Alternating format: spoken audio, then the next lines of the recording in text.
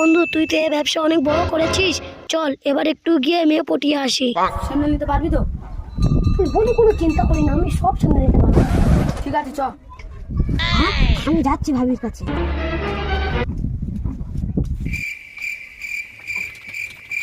ভাবি, তোমার বড় একটা মেয়ের সাথে প্রেম করতে আসছে। হ্যাঁ, তুই কি বললি?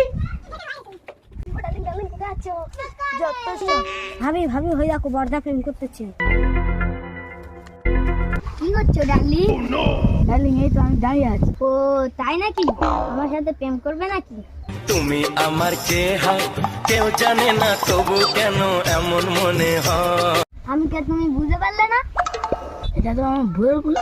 তুমি আমার থেকে বাইরে প্রেম করতে এসেছো? বেরে